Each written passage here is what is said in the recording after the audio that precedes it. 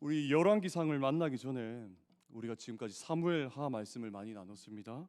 그런데 그 사무엘하 말씀을 보면 다윗에 대한 이야기가 나옵니다. 그의 찬란한 인생의 이야기가 기록되어 있죠. 하나님은 다윗을 사용하셨고 경건한 다윗은 통일 왕국을 세우며 그 나라를 선하게 통치했습니다. 하지만 결국 다윗 역시도 부족하고 문제가 많은 죄인이었음을 우리는 끊임없이 본문의 말씀을 통해서 발견했습니다. 그는 자신의 정력을 위해서 여자와 충직한 부하를 희생시키고 딸이 강간당한 것에 대해서도 무관심했으며 자신의 그러한 죄악들의 결과로 인해 고통을 당한 죄인이었습니다. 그래도 다윗은 늘 회개하고 돌이키며 하나님을 사랑한 사람이었고 그의 통치 안에서 나라는 점점 부강해졌습니다. 그런데 이제 그런 다윗도 점점 늙어갔습니다. 이 땅에서 건강과 부와 권력의 영원함이 없듯이 유한한 인생은 역시나 점점 힘이 빠집니다. 다윗은 더 이상 왕의 직무를 수행할 수 없게 되자 자신의 뒤를 이어서 솔로몬을 왕으로 삼고자 합니다. 그리고 다윗은 죽기 직전에 이 솔로몬을 불러서 마지막 유언의 말씀을 남기죠. 그 유언의 핵심은 이렇습니다. 2장 3절입니다. 내 하나님 여호와의 명령을 지켜 그 길로 행하여 그 법률과 계명과 율례와 증거를 모세의 율법에 기록된 대로 지키라. 그리하면 내가 무엇을 하든지 어디로 가든지 형통하리라. 아멘. 항상 주님을 신뢰하여 그 길로만 행하라는 것입니다. 그 길로 행할 때 무엇을 하든 어디로 가든 주께서 주시는 그 형통을 맛볼 수 있는 것이지요. 그렇게 솔로몬은 이 아버지의 유언을 받들어 살아갑니다. 특별히 여러분, 솔로몬은 여호와를 참 사랑하던 왕이었습니다. 그래서 성경은 솔로몬이 여호와를 사랑하고 그의 아버지 다윗의 법도를 행하였다라고 성경은 기록합니다. 이렇게 후한 평가를 받은 왕은 이스라엘의 모든 왕 중 다윗 이외에는 없습니다. 그리고 솔로몬은 왕이 된 후 하나님께 일천 번제를 드립니다. 일천 번제는 1,000마리의 제물을 한 번에 태워 드리는 그런 제사였는데, 그때 솔로몬의 고백에 주목해 보십시오. 오늘 우리가 읽은 이 본문입니다. 그가 여호와 하나님을 어떻게 생각했고 그의 마음 상태가 어떠했는지 잘 보여주는 대목입니다. 3장 7절에서 10절입니다. 나의 하나님 여호와여, 주께서 종으로 종의 아버지 다윗을 대신하여 왕이 되게 하셨사오나 종은 작은 아이라 출입할 줄을 알지 못하고 주께서 택하신 백성 가운데 있나이다. 그들은 큰 백성이라 수요가 많아서 셀 수도 없고 기록할 수도 없사오니 누가 주의 이 많은 백성을 재판할 수 있사오나이까. 듣는 마음을 종에게 주사 주의 백성을 재판하여 선악을 분별하게 하옵소서. 솔로몬이 이것을 구하여 그 말씀이 주의 마음에 든지라 라고 기록합니다. 여러분, 하나님은 이 말을 듣고 참 마음에 들어 하셨어요. 흐뭇하게 그를 바라보셨습니다. 그래서 그가 구했던 그 지혜롭고 총명한 마음뿐 아니라 그에게 부귀와 영광 역시 주겠다고 약속하셨습니다. 이렇게 예쁜 솔로몬에게 하나님은 주지 못할 것이 없었습니다. 그런데 여러분, 왜 하나님은 이 말을 마음에 들어 하셨을까요? 여러분, 이 질문은 오늘 말씀 중에서 가장 중요한 질문 중 하나입니다. 이는 솔로몬이 지극히 겸손했기 때문입니다. 그는 자신이 작은 아이라고 말하고 이스라엘을 큰 백성이라 말합니다. 이 백성이 나의 백성이 아니라 하나님의 백성이라는 그런 고백입니다. 그래서 자신은 이 큰 하나님의 백성들을 이끌어 나가기에 너무너무 연약하니까 하나님의 도우심이 너무나도 필요하다는 그런 그의 겸손한 고백입니다. 내 힘으로 할 수 없다는 그 철저한 자기 인식과 정말 가슴에서 우러나온 진실이 된 고백이죠. 저는 이 솔로몬의 고백이 가식이 아니라 정말 마음에서 우러나오는 순수한 고백이라고 생각합니다. 듣는 마음을 구했어요. 하나님의 은혜를 구한 그 솔로몬의 겸손한 모습을 우리는 발견하게 됩니다. 솔로몬의 이러한 겸손함이 잘 드러난 사건이 바로 그 다음 단락에 나옵니다. 그 유명한 솔로몬의 재판 사건입니다.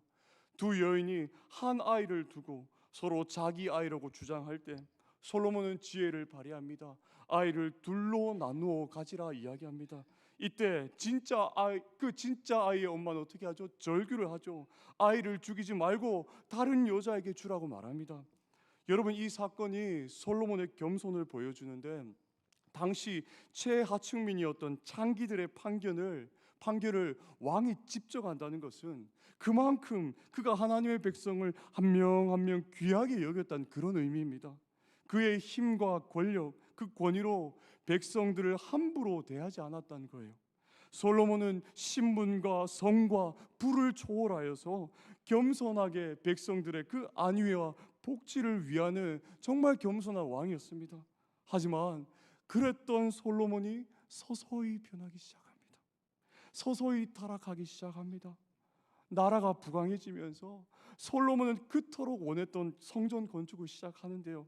5장에서 8장에 보면 솔로몬이 어떻게 성전을 건축하는지 정말 상세하게 묘사가 되어 있는데, 정말 그 영광이 이루 말할 수 없을 정도로 막 감격스럽습니다.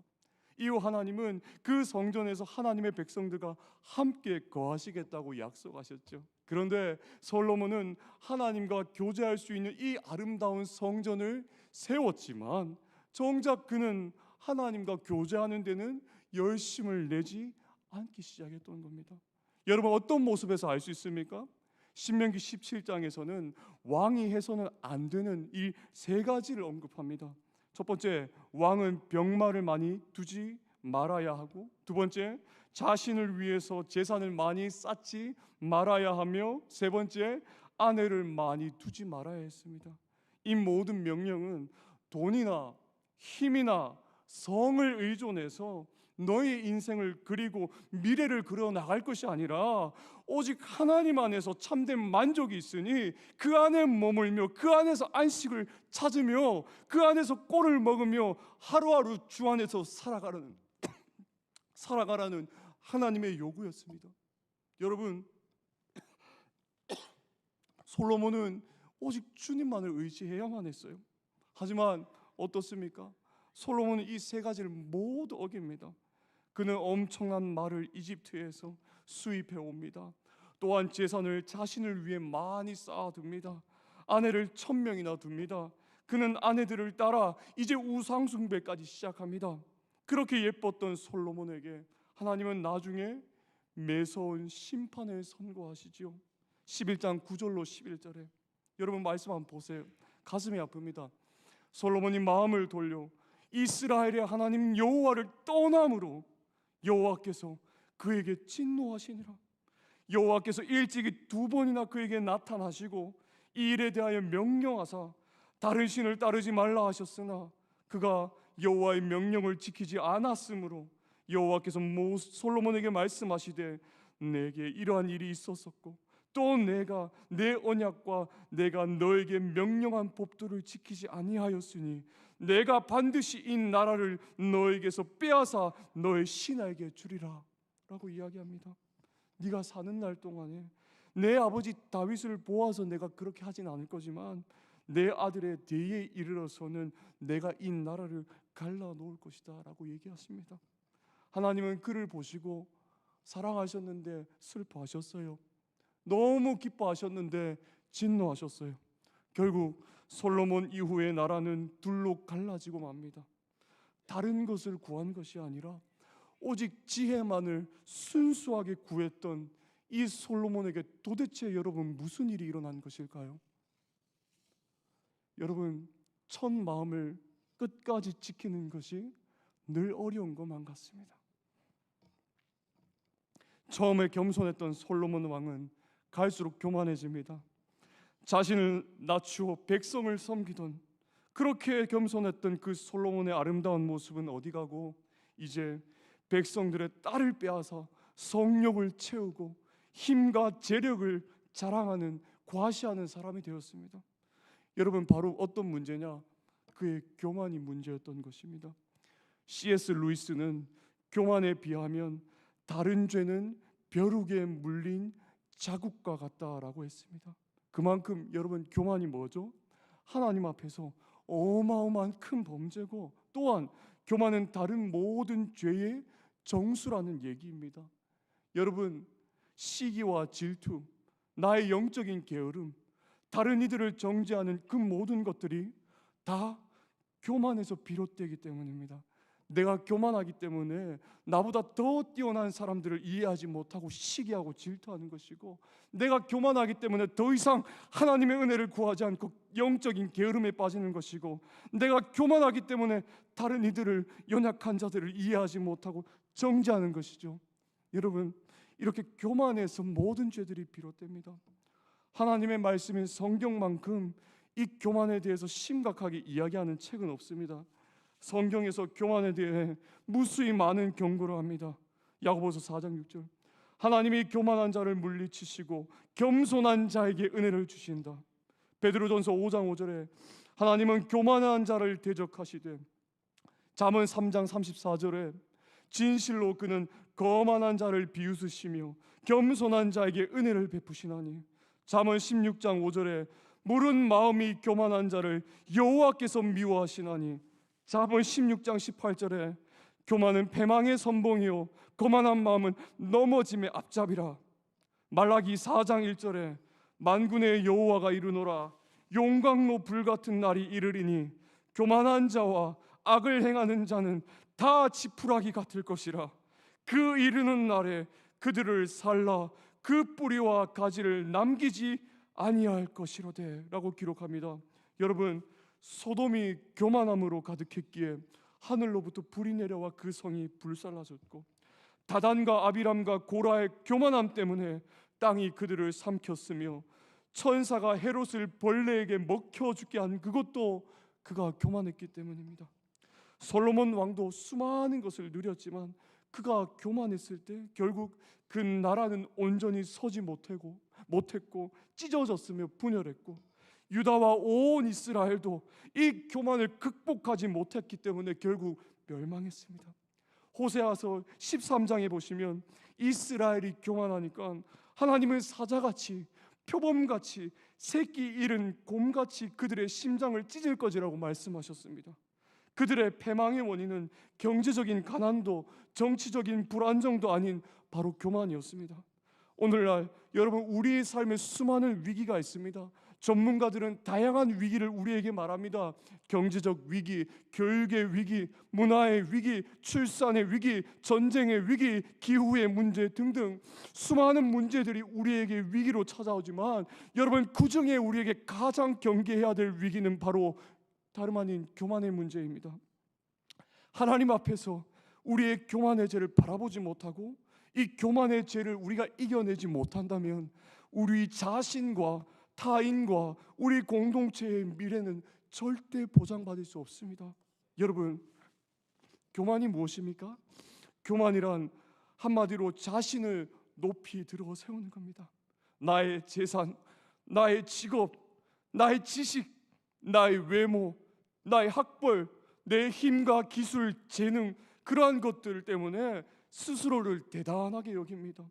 가슴이 불룩 튀어나온 비둘기처럼 나보다 좀 부족한 사람 앞에서 그것들을 내세우며 거만하게 행동하고 그들을 함부로 대하며 멸시하지요. 물론 여러분, 우리는 자존감을 가져야 하지만 자존감이 높다는 것과 교만하다는 것은 다른 말입니다. 사탄이 인류의 조상 아담에게 유혹했던 것이 바로 교만의 죄입니다. 사탄은 네가 이 선악과를 따먹으면 하나님과 같이 높아질 수 있다고 유혹했습니다. 이로 인해서 이 땅에 교만이란 죄가 들어왔습니다. 인간은 이 교만의 죄 때문에 자신이 하나님과 같이 높이 되어서 이 땅과 자신의 삶의 주인 노릇을 하려고 합니다. 여러분, 우리도 주님을 만나기 전에 이 세상의 주인, 내 삶의 주인을 누구라 생각했습니까? 인간, 나 자신이라 생각했습니다. 또한 내 삶의 주인도 바로 나 자신임을 고백했죠. 그래서 이 세상을 살아갈 때 내 뜻대로, 내 마음대로, 내 욕망대로 살아가는 것이죠. 이렇게 하나님 앞에서 자신을 높이며 자기 마음대로 살아가겠다 하는 그것이 바로 여러분 교만입니다. 그런데 이런 교만으로 인해서 여러분 부정적인 아픈 열매들이 나타납니다. 첫 번째, 말씀이 마음에 들어가지 않게 돼요. 하나님 앞에서 교만한 사람은 그 사람 마음 가운데 하나님의 말씀이 들어가지 않습니다. 예레미야 13장 15절에 너희는 들을지어다. 주의 말씀을 들을지어다. 귀를 기울일지어다. 교만하지 말지어다. 여호와께서 말씀하셨으리라 라고 말씀하셨습니다. 또 예수님은 이렇게 말씀하십니다. 내 말이 너희 안에 있을 곳이 없으므로, 나의 그 말이 너희 안에 있을 곳이 없으므로 나를 죽이려 하는도다 라고 말씀합니다. 여러분, 무엇이 하나님 앞에서 교만입니까? 아무리 많은 하나님의 말씀을 우리가 읽고 묵상하고 그렇게 곱씹어도 그 말씀이 내 마음에 귀에 들어오지 않는 것입니다. 그래서 호세아는 교만한 그 이스라엘 백성들에게 이렇게 말했던 거예요. 8장 12절에 내가 그를 위하여 내 율법을 만 가지로 기억하였으나 그들은 이상한 것으로 여기도다. 교만한 사람은 하나님 말씀을 나에게 주시는 말씀으로 들리지 않고 저 사람에게 주시는 말씀으로 돌리며 듣는 것이죠. 여러분, 두 번째로 교만한 열매는 염려와 걱정과 근심이 배가 되도록 만드는 것입니다. 병중이나 참 어려운 상황에 처해 있는 그런 믿음의 교우들이나 성도들, 믿음의 동력자들을 보면요, 참 놀랄 때가 많아요. 어떻게 저런 상황에 기뻐하고 놀랄 수 있을까? 누워 있고 참 아픔 중에 있고 참 어려운 상황인데도 그들은 큰 근심과 걱정이 없어요. 평안 가운데 있습니다. 왜 그렇습니까? 모든 것을 하나님께 다 맡기고 사니 그분들의 마음이 너무나도 평안하다는 것이 여러분 일관적인 믿음의 선배들, 믿음의 동력자들의 모습이었던 것입니다. 여러분, 이게 얼마나 겸손한 모습이냐면, 사람이 왜 염려하고 걱정하고 근심하냐면 그 이유는요, 내가 내 삶의 주인이라고 생각하기 때문이에요. 내 삶의 주인은 내가 아니라 하나님이신데, 계속해서 여러분, 우리는 우리의 삶의 주인을 나로 착각하고 살아갈 때가 많다는 거죠. 그래서 교만한 사람은 염려와 걱정이 참 많다는 거예요. 그래서 많은 상황들과 나의 약함을 보고 이렇게 생각합니다. 역시 난 안 돼. 내가 이렇지 뭐. 여러분, 내가 내 스스로, 교만한 사람은 내 삶을 내가 스스로 판단합니다. 그런데 여러분, 하나님은 된다고 말씀하세요. 이 세상을 주관하시고 이 세상의 주인 되시며 생사회 화복을 주관하시는 그 아버지 하나님이 나의 아버지 되시는데, 그리스도께서 나를 위해 죽으시고 부활하셔서 그분의 영으로 오늘도 우리와 함께 하신다고 말씀하시는데, 괜찮다고 말씀하시는데 왜 우리는 스스로 우리가 안 된다라고 말합니까? 왜 내 삶을 내가 스스로 부족하다 말하며 내 삶을 스스로 재단합니까? 여러분, 그 이유가 무엇입니까? 내가 내 삶의 주인이라고 생각하기 때문입니다. 하나님께서 여러분 모세를 부르실 때도 마찬가지였습니다. 하나님이 모세를 쓰시겠다고 했을 때 그를 통해서 이스라엘을 구원하시겠다고 그렇게 말씀하시고 약속하셨을 때, 힘주시겠다고 약속하셨을 때 모세는 여러 번이나 그 부르심을 거절하죠. 자신 스스로 자신의 약함을 그냥 판단 내리는 겁니다. 나는 안 돼요. 제가 이런데요. 상황이 이렇습니다. 제가 어떻게 해요? 제가 어떻게 해요? 전 절대 할 수 없어요. 전 자격이 없다고요. 여러분, 우리 중에 자격이 있어서 소명받고 자격이 있어서 사명받은 사람 누가 있습니까? 누가 자격이 있어서 하나님 나라의 일을 감당하려 합니까? 모두 자격이 없지만 오직 하나님의 부르심으로 십자가의 은혜로 우리 모두가 주 앞에 서 있는 것이 아닙니까? 불안과 염려는 결국 나 자신의 자아를 온전히 내려놓지 못하는 것이고 하나님의 주되심을 인정하지 못하는 교만한 모습임을 우리는 날마다 알아야 됩니다. 여러분, 1930년대에 활동하셨던 김인서 목사님이란 분이 이렇게 기도하셨어요. 한번 보세요. 하늘도 아버지의 것, 세계도 아버지의 것입니다.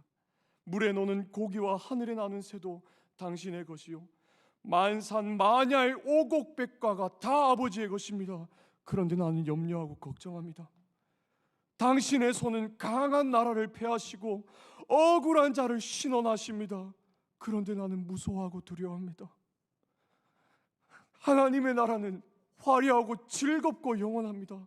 그런데 나는 죽음을 무서워하고 인생을 슬퍼합니다. 여러분, 무슨 말이죠? 우리 인생은 누구의 것입니까? 우리 인생은 여러분 누가 주인 되십니까? 오직 우리 주 예수 그리스도입니다. 우리 인생은 우리의 것이 아니라 하나님의 것임을 여러분 날마다 기억하시며 살아가는 복된 하나님의 종들 되시기를 주님의 이름으로 축복합니다. 이 사실을 인정하지 않는 자는 계속해서 불안과 염려를 동반하며 살아가는 것입니다. 세 번째로, 교만한 열매에서 또 뭐가 나옵니까? 자신의 의를 자랑해요. 여러분, 이게 영적인 교만입니다. 그런데 성경에 나오는 바리새인들이 그런 사람이었어요. 하나님, 저는 토색도 안 하고요, 불의도 안 하고요, 간음도 하지 않았어요. 저는 저들과 같지 않습니다. 세리와도 같지 아니함을 감사합니다. 저는 금식도 하고요, 11조도 해요. 여러분, 자신을 다른 사람으로, 더 나은 사람으로 날마다 높이는 교만한 생각을 가진 사람들은 다른 사람들을 경멸하고 무시하고 정죄합니다. 결국에는 몸된 교회를 파괴시키는 것이죠. 사탄은 분열의 열을 조성합니다. 공동체를 뒤흔들죠. 서로가 갈라지도록 합니다. 특별히 사단은 교만한 자를 악한 도구로 사용합니다.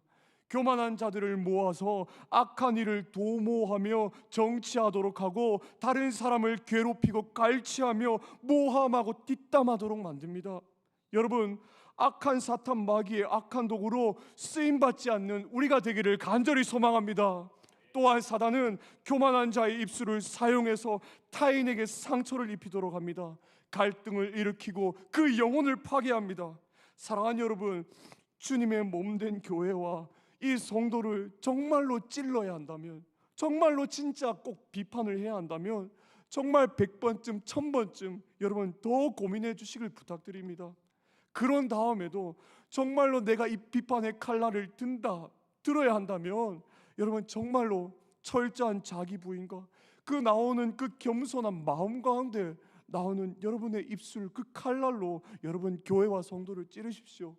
정말 겸손한 마음 가운데 찌르는 그 칼날이라면 공동체를 수술해서 온전하게 회복하는데 더 유익한 여러분 그런 입술이 될 것입니다. 그러나 그것이 아니면, 정말 그것이 아니면 그저 나의 혈기와 분노에서 나오는 그런 칼날이라면 여러분 조금 더 기다리고 조금 더 기도하고 조금 더 품어주고 조금 더 사랑해 주시기를 부탁드립니다. 여러분, 이 땅의 교회는, 성도는 문제가 참 많습니다. 그럼에도 근본적으로 교회와 성도는 소중합니다. 왜냐하면 주님이 무조건적으로 교회와 성도를 사랑하시기 때문입니다.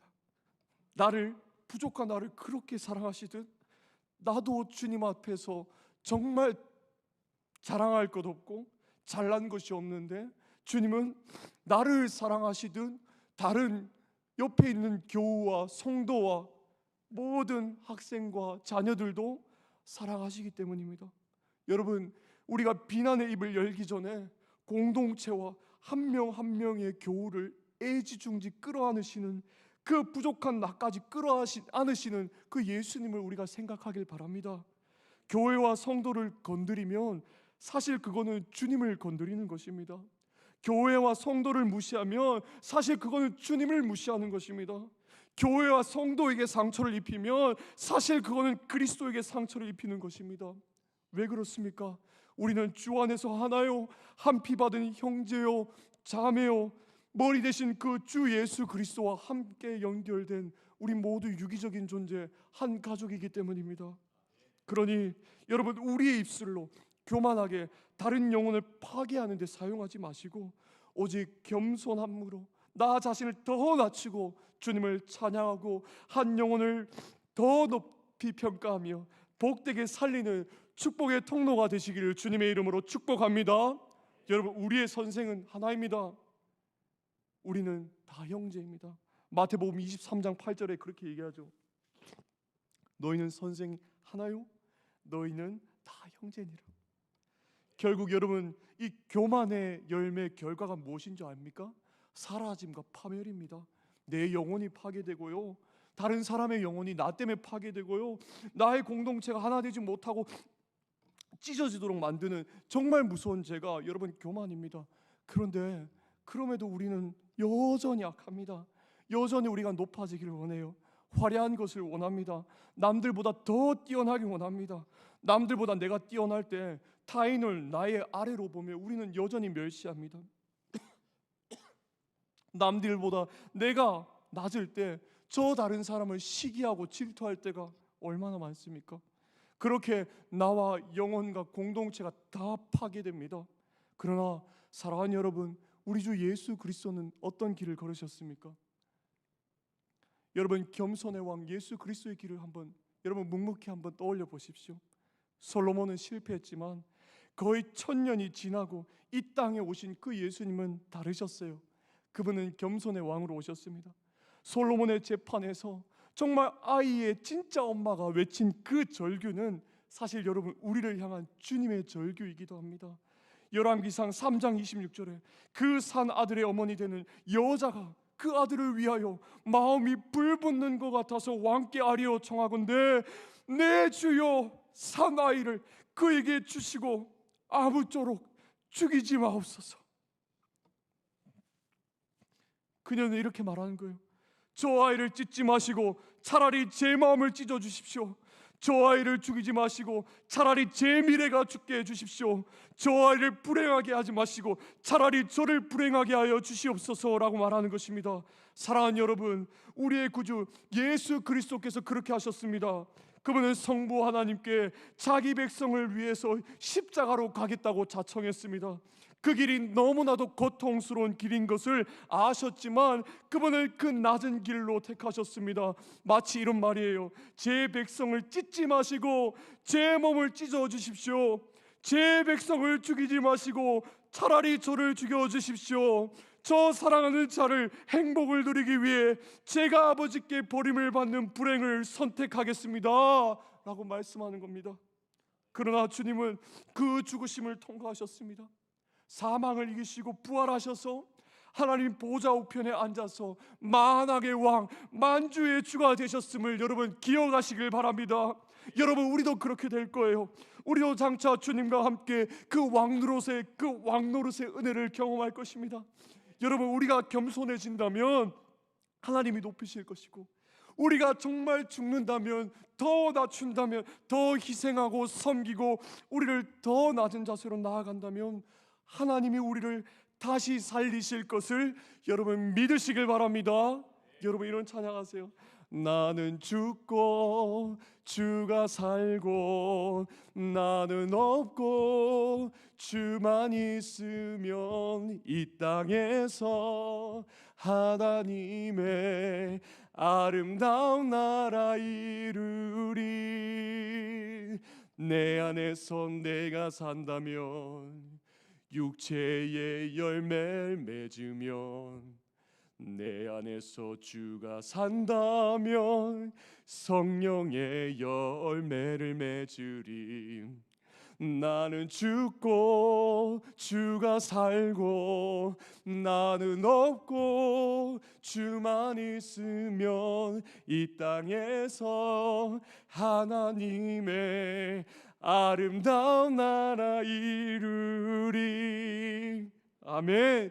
여러분, 우리가 죽어야 합니다. 오직 예수만이 우리 삶에 사셔야 됨을 여러분 기억하시길 바랍니다. 다시 한번 기억합시다. 태초의 아담은 그의 교만함으로 온 세상에 죄와 사망을 가져왔지만 둘째 아담 되시는 예수 그리스도는 온전히 자신을 낮추심으로 온 세상의 평화와 승리와 생명을 우리에게 가져다 주셨습니다.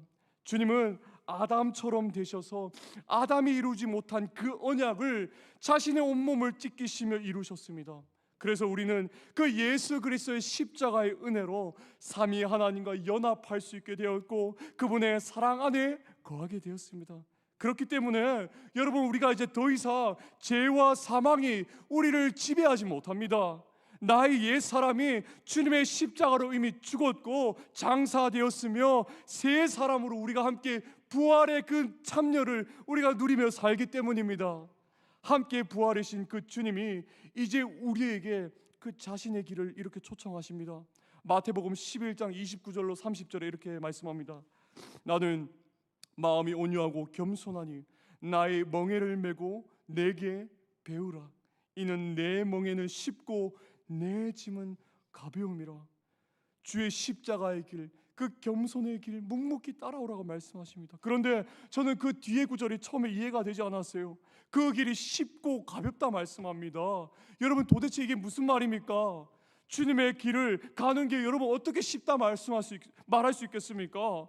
나를 낮추고 다른 이들을 높이는 그 삶, 십자가의 삶, 누구보다 섬기고 희생하는 그 섬김과 나눔의 삶이 여러분 어떻게 쉽다고 말할 수 있습니까? 그런데 주님은 쉽고 가볍다 얘기하십니다. 그 말은 우리가 짊어지는 그 십자가는 우리 혼자서 지고 가는 것이 아니란 말입니다. 성령 안에서 그리스도께서 십자가를 져주시는 그 은혜가 있다는 말씀이라는 사실을 여러분 믿으시길 바랍니다. 그렇습니다. 여러분, 우리 홀로 걷지 않습니다. 홀로 신앙생활 하지 않습니다. 주님과 우리 함께 동행합니다. 주님과 함께함으로 이 길을 갈 수 있고 주님이 나와 함께 하시고 힘을 주신다는 것을 기억해야 됩니다. 여러분, 이제 그 겸손의 왕을 따라서 우리 함께 그 길로 한번 나아가 봅시다. 예수님을 만나서 그분의 통치를 받는 자는 타인을 나보다 더 높게 여길 수밖에 없어요.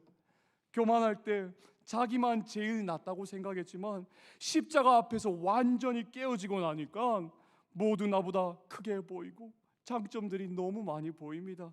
그래서 이제는 모든 사람들에게 배워야 한다는 것을 알게 되죠. 겸손한 자는 평생 모든 것을 배우는 자세로 살아가는 사람입니다. 겸손한 사람은 어떤 사람의 8가지 그 단점을 가지고 있다 할지라도 그가 가지고 있는 2가지 장점을 더 열심히 보고 배우려는 그런 사람입니다. 그런데 교만한 사람은 어떤 사람의 2가지의 장점은 전혀 보지 않고 8가지의 단점만을 예민하게 보면서 아무것도 배우려 하지 않는 그런 정죄하는 사람입니다. 또한 겸손한 사람은 공동체의 뜻과 조화를 이루려는 사람입니다. 내 뜻이 있더라도 공동체의 유익과 그 덕을 따라서 자신의 뜻을 포기할 줄 아는 사람이 겸손한 사람입니다. 또한 겸손한 사람은 자신의 부족을 인정하기 때문에 일을 혼자서 하지 않고 혼자서 할 수 없다는 것을 알고 함께 하려고 노력하는 그런 사람입니다. 또한 겸손한 사람은 낙심하지 않습니다. 왜요? 내가 내 삶의 주인이 아니라 우리 주 예수 그리스도가 내 삶의 주인 되심을 믿기 때문입니다.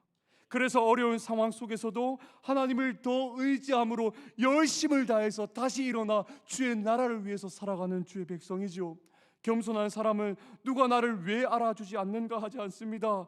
또 하나님을 향해서도 왜 나를 높여주지 않습니까? 라고 여러 번 하지 않습니다. 또한 겸손한 사람은 더 낮은 곳을 향해 내 마음을 두고 살아가는 사람입니다. 소외되고 연약한 자에게 힘이 되어주고 위로를 전하는 축복의 사람입니다. 사실 여러분, 이 길이 그렇게 화려해 보이진 않지요.